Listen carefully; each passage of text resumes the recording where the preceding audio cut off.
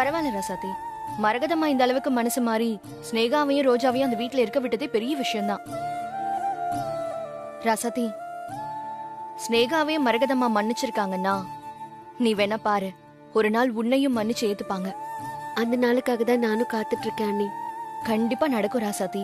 உன் நல்ல மனசுக்கு கடவுள் கண்டிப்பா செய்வாரு. ஆமா ராசாத்தி, இந்த விஷயம் தெரிஞ்சதுக்கு அப்புறம் உங்க பெரியத்த குமரனை பார்த்து பேசினாங்களா? குமரன் என்ன சொன்னா, என்ன நடந்துச்சுன்னு தெரியுமா? ஆமாண்ணே, அத பத்தி நான் யோசிக்கவே இல்ல.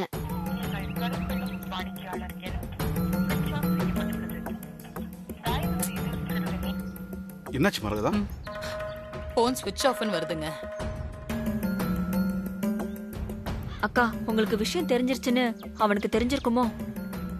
அவனுக்கு எப்படி தெரியுமாங்க? நானும் சொல்லல, ராசாத்தியும் சொல்லிருக்க மாட்டா. அவன் ஒருவேளை ஸ்னேகாவை பார்த்து பேசிருப்பானோ, அவ சொல்லிருக்கலாம்ல. ஆமால. அத்தை, இப்போதைக்கு நாம குமரன் விஷயத்தை எதுவும் பேச வேண்டாம்.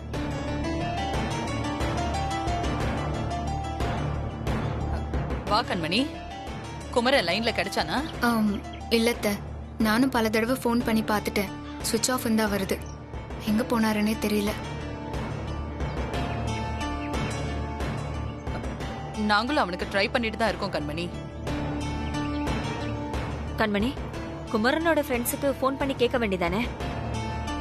அவங்களுக்கும் போட்டு பார்த்தாச்சு அத்தை. அங்க யாருக்கும் தெரியல, அவர் எங்க போனாருன்னு தெரியலன்னு சொல்றாங்க. எனக்கு ரொம்ப பயமா இருக்கு அத்தை.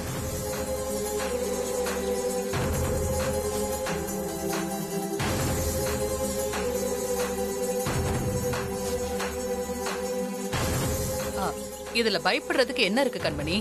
அவன் என்ன சின்ன பையனா? எங்கேயாவது பக்கத்துல தான் போயிருப்பான். ஆமா, நீ சாப்பிட்டியா இல்லையா?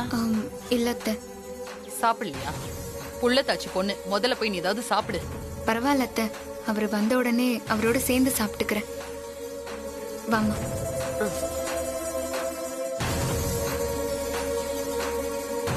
பாவம் கண்மணி, வயித்துல குழந்தைய சுமந்துட்டு இருக்கா. குமரனோட விஷயம் தெரிஞ்சா துடிச்சு போயிடுவா. அண்ணி, மில்லுலையும் அவன் ஃப்ரெண்ட்ஸுகள்கிட்டையும் விசாரிச்சு பார்த்துட்டேன். அங்க எங்கேயும் வரலையா. அப்படி எங்க தான் போயிருப்பான்?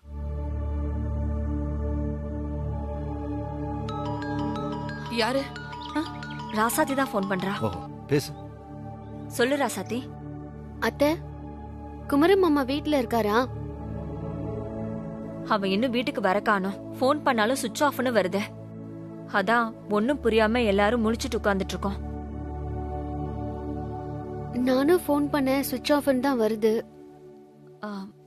ராசாத்தி, அக்கா சொல்லிதான் குமரன் ஸ்னேகா விஷயமே தெரியும். நாங்க உன்னையும் இனியனையும் தப்பா நினைச்சிட்டோம். என்ன மன்னிச்சிரு ராசாத்தி. என்ன அத்தை நீங்க மன்னிப்பெல்லாம் கேட்டுக்கிட்டு? இனியன் பக்கத்துல இருக்கானா? குடுக்குறேன் அத்தை. மங்க அத்தை. சொல்லுங்கம்மா. இனியா, சாரிடா. அம்மா, என்னம்மா இது? அதான் முடிஞ்சு போச்சுல. இப்ப பிரச்சனையே குமரன் எங்க போனான்னு தான். ஆமா, அவன் போன் ஸ்விட்ச் ஆஃப்னே வருது. ஆமாண்டா, அதான் எனக்கும் ஒரே கலக்கமா இருக்கு. மங்க, என்கிட்ட கொடு, நான் பேசணும். இனியா, அக்கா பேசணுமா? ஒரு நிமிஷம். கொடுங்க. இனியா, அந்த பொண்ணு ஸ்னேகா நம்பர் உனக்கு தெரியும்ல? தெரியும் பெரியமா. அவளுக்கு போன் போட்டு கொஞ்சம் விசாரிச்சு பாருடா. சரி, இதோ நான் உடனே போன் பண்ணி கேட்கிறேன் பெரியமா. சரி.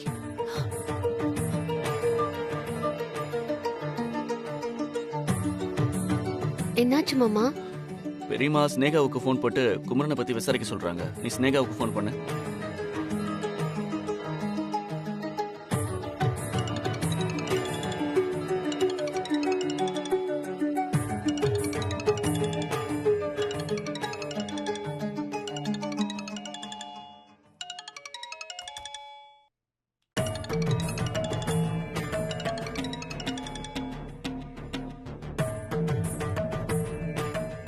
சொல்லுங்க ராசாத்தி.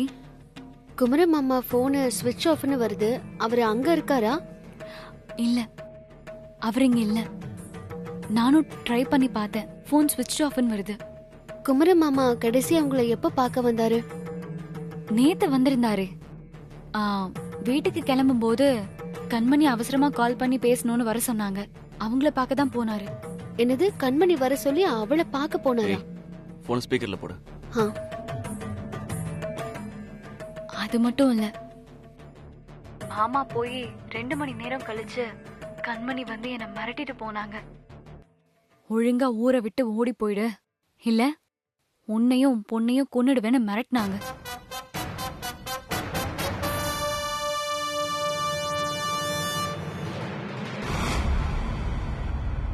இதை பாருங்க, அதெல்லாம் ஒன்றும் ஆகாது. நீங்க பயப்படாதீங்க. நாங்களாம் எதுக்கு இருக்கோம்? நாங்க குமரனை தேடி பார்க்குறோம். நீங்க எதுனாலும் உடனே எங்களுக்கு ஃபோன் பண்ணுங்க, சரியா? சரிங்க.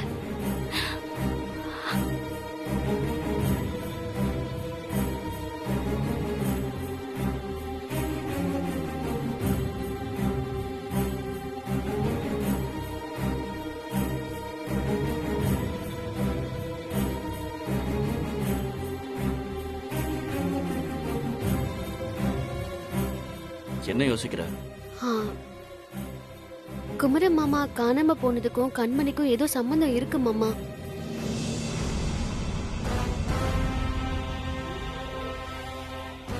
கண்மணிக்கும் எல்லா விஷயமும் தெரிஞ்சிருக்கு. அதான் ஸ்னேகாவை மிரட்டி இருக்கான். என்கிட்டயும் வந்து ஒரு மாதிரி குத்தலா நக்கலா பேசினா. ஏதோ மறைமுகமா செஞ்சிட்டு இருக்கா மாமா. என்ன சொல்ற? ஆமா மாமா, கண்மணியை தான் குமர மாமா கடைசியா பார்க்க போயிருக்காரு. அதுக்கப்புறம் தான் போன் ஸ்விட்ச் ஆஃப் ஆயிருக்கு. அவங்களுக்குள்ள உண்மை தெரிஞ்சு பெரிய சண்டை நடந்திருக்கலாம். மாமா கோச்சுக்கிட்டு எங்கேயாவது போயிருக்கலாம், இல்ல வேற ஏதாவது நடந்திருக்கலாம். எதுவா இருந்தாலும் கண்மணியை விசாரிச்சாதான் உண்மை என்னன்னு தெரியும். அது எப்படி நம்ம போய் இந்த நேரத்துல கண்மணி அன்னைக்கிட்ட விசாரிக்க முடியும்? ஆமா ராசாத்தி, தம்பி சொல்றதுலயும் ஒரு நியாயம் இருக்கு. அவ புருஷனை காணோன்னு அவ மேல சந்தேகப்பட்டு நாம போய் எப்படி கேட்க முடியும்? ஆ, நீங்க சொல்றதெல்லாம் நியாயம்தான் அண்ணி. ஆனா எனக்கு அவ மேலதான் சந்தேகமா இருக்கு.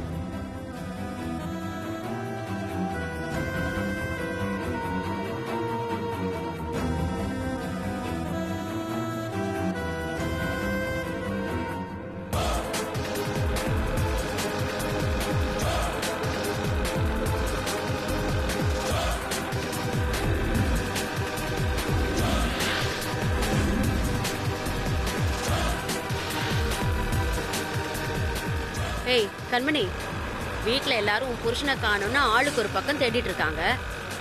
அந்த கவலை உனக்கு கொஞ்சம் கூட இல்லாம எங்கடி போய்கிட்டு இருக்க? என்ன நீ எது கேட்டாலும் பதிலே சொல்ல மாட்டேங்கிற? மா, வாயை மூடிட்டு வரியா இல்ல வண்டியில இருந்து உன்னை கீழே தள்ளி விட்டுட்டா? இல்லம்மா, வேணாம்மா, நான் வாயை மூடிட்டே வரேன். நீ பாத்து பேசாம ஓட்டு. வா. ஆ, ஆ.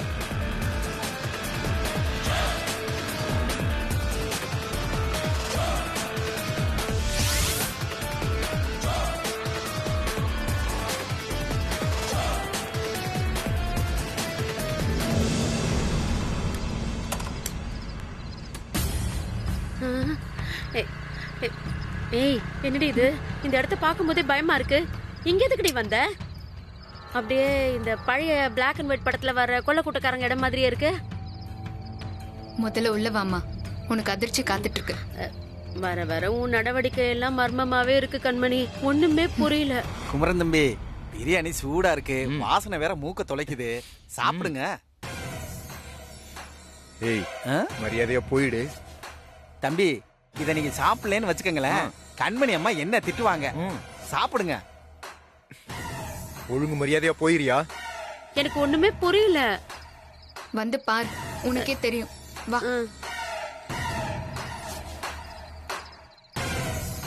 மாப்ள, ஐயோ மாப்ள, உங்களை யாரு கட்டி போட்டது?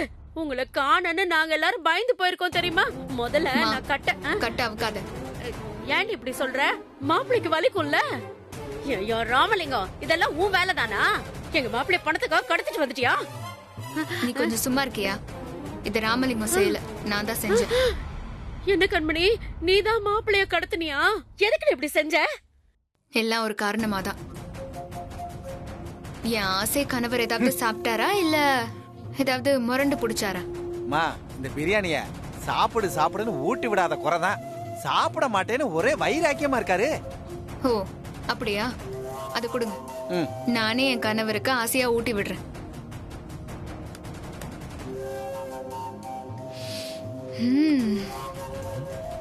சும்மா சூடா கம கமன்னு பிரியாணி சூப்பரா இருக்கு. இத போய் வேண்டான்னு சொல்றீங்களே. இவருக்கு ஆசையா ஊட்டி விட்டு எவ்வளவு நாள் ஆச்சு. சாப்பிடுங்க சாப்பிடுங்க, அடம் பிடிக்காம. ஏய் பொம்பளையாடி நீ? கட்டின புருஷனையே இப்படி கட்டி வச்சு சித்திரவதை பண்றிய? உன் கூட எப்படி சந்தோஷமா குடும்பம் நடத்த முடியும்? ஆசையா ஊட்ட வந்தா இப்படி பண்றீங்களே. சரி, ரொம்ப களைப்பா இருப்பீங்க. ஜூஸ் வாங்கிட்டு வர சொல்லவா? உன் கையால ஜூஸ் குடிக்கிறது ஒண்ணுதான், கொஞ்சம் விஷத்தை குடிக்கிறது ஒண்ணுதான். சரி, நான் சொன்னதை பத்தி என்ன முடிவு செஞ்சிருக்கீங்க? எதை பத்தி? எதை பத்தியா? அதான் உங்க ஆசை நாயகி ஸ்னேகாவை பத்தியும் உங்க வாரிசு ரோஜாவை பத்தியும் அத்தை கிட்ட சொல்லக்கூடாதுன்னு சொன்னேனே, அத பத்தி தான். ஏய், நீ சொல்லக்கூடாதுன்னு சொன்ன அதை நான் அப்படியே கேட்கணுமா? இத்தனை நாள் அந்த விஷயத்த சொல்லாம இருந்ததே தப்புன்னு ரொம்ப ஃபீல் பண்ணிக்கிட்டு இருக்கேன். நான் ஏற்கனவே சொல்லாதனாலதான் குடும்பத்துல ஏகப்பட்ட பிரச்சனை வந்துருச்சு. என்னால இனியனும் ராசாத்தையும் இந்த பழியை ஏத்துக்கிட்டு எல்லாரும் முன்னாடி அவமானப்பட்டு இருக்காங்க.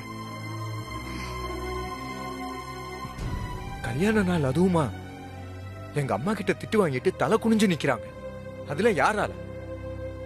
என்னால தானே.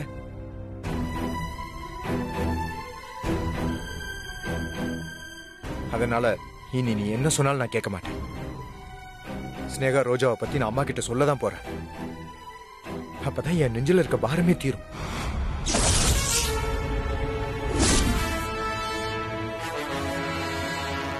உங்க மனசுல என்னதான் நினைச்சிட்டு இருக்கீங்க?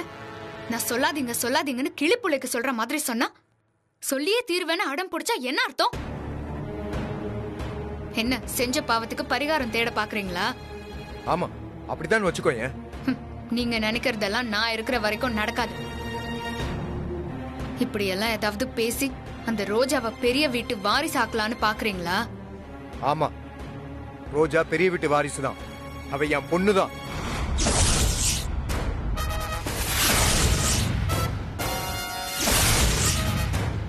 கண்ட குழந்தையெல்லாம் பெரிய வீட்டு வாரிசாக முடியாது. உங்களுக்கும் எனக்கும் பிறக்கிற குழந்தைதான் பெரிய வீட்டு வாரிசாக முடியும். ஏய், குழந்தை பெத்துக்கணும்னு ஆசைப்படுறது தப்பு இல்லடி. அதுக்கு முதல்ல பொண்ணா லட்சணமா புருஷங்கிட்ட அன்பா பாசமா நடந்துக்க கத்துக்கோ. அப்புறம் எல்லாத்துக்கும் ஆசைப்படு. முதல்ல புருஷனா நேர்மையா பொண்டாட்டி கிட்ட இருக்கிறத பத்தி நீங்க கத்துக்கோங்க. அப்புறம் எனக்கு அட்வைஸ் பண்ணுங்க. தப்பு செஞ்சதெல்லாம் நீங்க, அத மறந்துட்டு எனக்கு வந்து புத்திமதி சொல்றீங்களா? இப்பவும் உங்க மேல பிரியம் இருக்கிறதுனாலதான் நான் பொறுமையா பேசிட்டு இருக்கேன். இல்லனா நீங்க செஞ்ச தப்புக்கு இந்நேரம் நான் உங்களை விட்டே போயிருக்கணும். நான் இப்படி கடத்தி வச்சிருக்கிறது போலீஸுக்கு தெரிஞ்சா என்ன அரெஸ்ட் பண்ணி போலீஸ் ஸ்டேஷனுக்கு கூட்டிட்டு போயிட மாட்டாங்களா? இதெல்லாம் தெரிஞ்சும் நான் ஏன் இவ்வளவு தூரம் பண்ணிட்டு இருக்கேன்னா அதுக்கு உங்க மேல இருக்கிற பாசம் தான் காரணம்.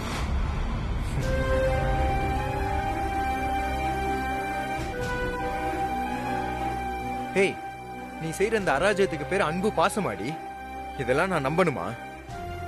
நான் சொல்றத சொல்லிட்டேன். நம்புறதும் நம்பாததும் உங்க இஷ்டம். இன்னொரு முக்கியமான விஷயத்த உங்ககிட்ட சொல்ல மறந்துட்டேன். உங்க ஆசை நாயகி ஸ்னேகாவையும் அவ குழந்தையையும் ஊரை விட்டு போக சொல்லியிருக்கேன். இல்லனா 2 பேரையும் கொலை பண்ணிடுவேன்னு மிரட்டிருக்கேன். அநேகமா அவ மூட்டை முடிச்ச கட்டிட்டு ஓடி இருப்பா. இனிமே அவ உங்க கண்ணிலேயே மாட்ட மாட்டா. அடி பாவி, அவ உனக்கு என்னடி துரோகம் செஞ்சா? அவளை போய் மிரட்டி ஓட வச்சிருக்கியே. அவ ஒரு கேன்சர் பேஷண்ட் அடி. எனக்கு துரோகம் செஞ்சால, அதனாலதான் அவ புற்றுநோய் வந்து சாவ போறா. என் வயித்தறிச்சல கொட்டிக்கிட்டால துடி துடிச்சுதான் சாகணும். ஏய் ராட்சசி, உனக்கு கொஞ்சம் கூட மனிதாபிமானமே இல்லையா? அவளை போய் துடிச்சு துடிச்சு சாவணும்னு சாபம் விடுற. ஏய், நீ துரத்துன நான் அப்படியே விட்டுருவானா? அவன் இந்த உலகத்துல எந்த மூலையில இருந்தாலும் தேடி கண்டுபிடிச்சு அழைச்சிட்டு வந்து நிறுத்துறேன் பாரு. ஓ, என்னை விட அவ உங்களுக்கு அவ்வளோ முக்கியமா போயிட்டாளா? அப்போ இந்த இடத்துலயே நீங்க அடைஞ்சு கிடக்க வேண்டியதான். யோ ராமலிங்கம், ஐயா ரொம்ப துள்றாரு. அவரு நம்ம வழிக்கு வர வரைக்கும் இப்படியே கட்டி போட்டு வைங்க. சரிங்கம்மா. அப்பப்போ ஏதாவது சாப்பிட கொடுங்க. அவர் தான் சாப்பிட மாட்டேன்னு அடம் பிடிக்கிறாரு. எல்லாம் வயிறு காஞ்சா தன்னால சாப்பிட்டுருவாரு. நீங்க சொல்றதும் சரிதாம்மா. சரி, வாமா போலாம்.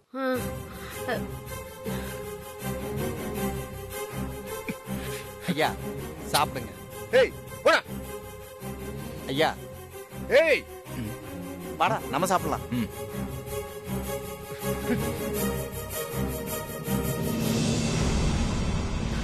புனிதா, நீ இங்கதான் இருக்கியா? நான் உன்னதான் தேடிட்டு இருக்கேன். கிச்சன்ல கொஞ்சம் வேலை இருந்தது சித்தி. நீங்க ஏன் இன்னும் தூங்கல? அதெல்லாம் இருக்கட்டும், ஒரு முக்கியமான வேலை இருக்கு. என்ன சித்தி பதட்டமா இருக்க மாதிரி இருக்கு? நம்ம ராசாத்தி இப்பதான் போன் பண்ணா. குமரன் கடைசியா கிளம்பும் போது கண்மணி தான் உடனே பாக்கணும்னு சொல்லி வர சொல்லியிருக்கா. ஸ்னேகா ராசாத்திக்கு போன் பண்ணி சொல்லியிருக்கா.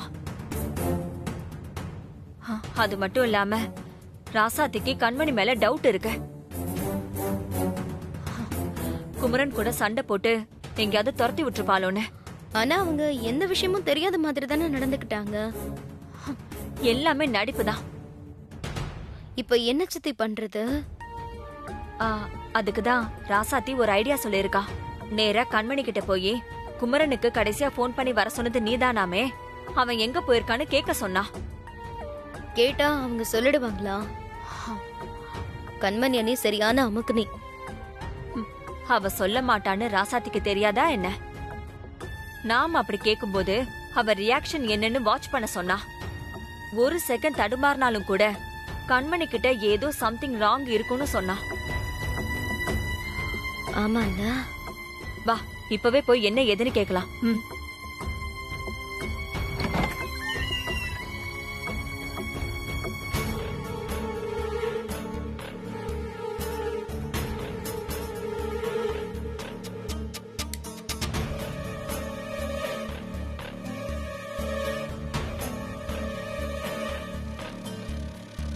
பார், ஆத்தாலும் அவளும் கொஞ்சம் கூட கவலையே இல்லாம எப்படி தூங்குறாங்கன்னு.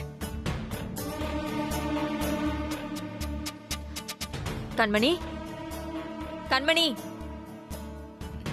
அண்ணி, கண்மணி, அண்ணி, கண்மணி.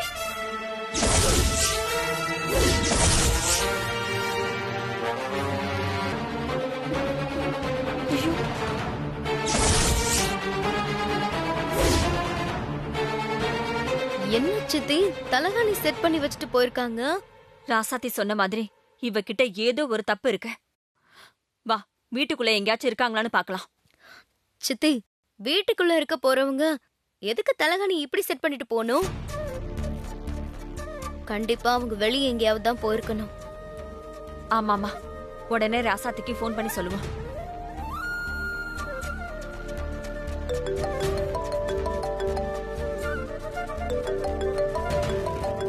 மாமா, அத்தை. ஸ்பீக்கர்ல போடு. அத்தை சொல்லுங்க. ராசாத்தி, நீ சந்தேகப்பட்டது சரியாதான் போச்சு. என்னாச்சு அத்தை? கண்மணி கிட்ட கேட்டீங்களா? அவ முகத்துல ஏதாவது மாற்றம் ஏற்பட்டுச்சா? நீ வேற ராசாத்தி, அவங்க 2 பேரும் ரூம்லயே இல்ல, இருந்தா தானே கேட்க முடியும்.